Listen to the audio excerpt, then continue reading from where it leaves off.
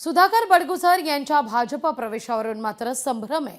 बडगुजर पक्षप्रवेश करण्याकरता मुंबईकडे रवाना झालेले आहेत, तर बडगुजर यांच्या पक्षप्रवेशासंदर्भात आपण अनभिज्ञ असल्याचं बावनकुळे म्हणतात। बडगुजर यांच्या पक्षप्रवेशाबद्दल माझ्याकडे कुठलीही माहिती नाही असं चंद्रशेखर बावनकुळे यांनी स्पष्टच केलंय।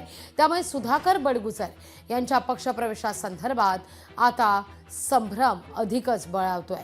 दरम्यान या सगळ्यावर मंत्री नितेश राणे यांनी काय म्हटलंय पाहूया आपण। बडगुजरांच्या हल्लीचा प्रवास हा हिंदुत्वाच्या दिशेने फार जोमाने सुरू आहे।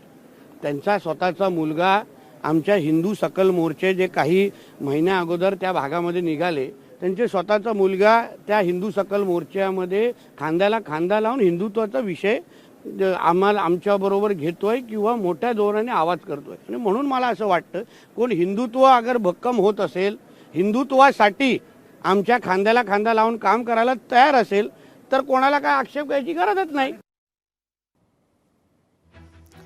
जर हिंदुत्वाच्या मुद्द्यावरून कोणी एकत्र येत असेल तर कोणाला काही आक्षेप घेण्याची गरज नाही असं म्हणतात नितेश राणे। आणि एकूणच सुधाकर बडगुजर यांचा पक्षप्रवेश दुपारी 1 वाजता होणार आहे। भाजपात सुधाकर बडगुजर हे पक्षप्रवेश करते आणि याकरता बडगुजर हे आता मुंबईच्या दिशेनं सुद्धा रवाना झालेले आहेत। कार्यकर्त्यांमध्ये मोठा उत्साह आहे आणि ज्या पद्धतीने कार्यकर्त्यांची बांधणी केलेली मी शहरामध्ये असेल, जिल्ह्यामध्ये असेल, निश्चितपणाने तो वेगळा उत्साह आहे। किती वाजता हा पक्षप्रवेश सोहळा मुंबईत पार पडणार आहे? 1 वाजेची वेळ आहे, 2 वाजेपर्यंत साधारणतः।